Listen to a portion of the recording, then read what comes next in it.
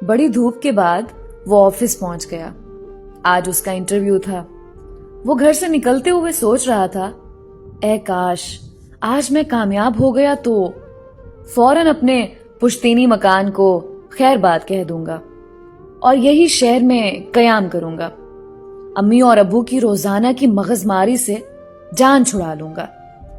صبح جاگنے سے لے کر رات کو سونے تک ہونے والی مغز ریزی سے اکتا گیا ہوں، بیزار ہو گیا ہوں۔ صبح غسل خانے کی تیاری کرو تو حکم ہوتا ہے پہلے بستر کی چادر درست کرو پھر غسل خانے جاؤ۔ غسل خانے سے نکلو تو فرمان جاری ہو جاتا ہے نل بند کر دیا، تولیہ صحیح جگہ پر رکھا ہے یا یوں ہی پھینک دیا۔ ناشتہ کر کے گھر سے نکلنے کا سوچو تو ڈانٹ پڑی، پنکھا بند کیا ہے یا چل رہا ہے۔ کیا کیا سنے۔ یار نوکری ملے تو گھر چھوڑ دوں گا۔ آفس میں بہت سے امیدوار بیٹھے باس کا انتظار کر رہے تھے۔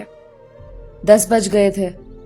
اس نے دیکھا پیسج کی بتی ابھی تک جل رہی ہے۔ امی یاد آ گئی تو بتی بجھا دی۔ آفس کے دروازے پر کوئی نہیں تھا۔ بازو میں رکھے واٹر کولر سے پانی رس رہا تھا، اس کو بند کر دیا۔ والد صاحب کی ڈانٹ یاد آ گئی۔ بورڈ لگا تھا انٹرویو دوسری منزل پر ہوگا۔ سیڑھی کی لائٹ بھی جل رہی تھی۔ اسے بند کر کے آگے بڑھا تو ایک کرسی سرے راہ دکھائی دی۔ اسے ہٹا کر اوپر گیا۔ دیکھا پہلے سے موجود امیدوار اندر جاتے اور فوراً واپس آ جاتے تھے۔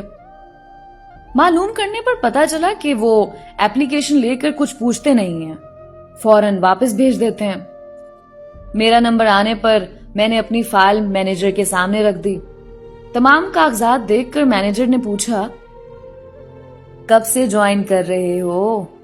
ان کے سوال پر مجھے لگا جیسے آج 1 اپریل ہو اور یہ مجھے پھول بنا رہے ہیں۔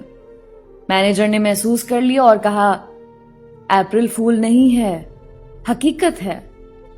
آج کے انٹرویو میں کسی سے کچھ پوچھا ہی نہیں گیا، صرف سی سی ٹی وی میں امیدواروں کا برتاؤ دیکھا گیا ہے۔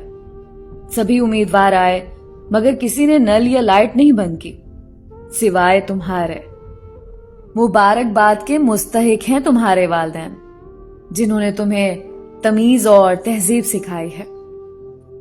جس شخص کے پاس سیلف ڈسپلن ہی نہیں، وہ چاہے جتنا ہوشیار اور چالاک ہو، مینجمنٹ اور زندگی کی دوڑ میں پوری طرح کامیاب نہیں ہو سکتا۔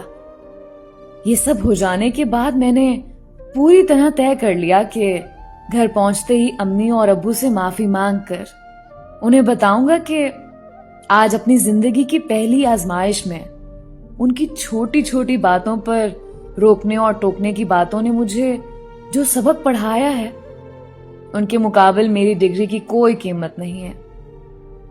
زندگی کے سفر میں تعلیم ہی نہیں، تہذیب کا اپنا مقام ہے۔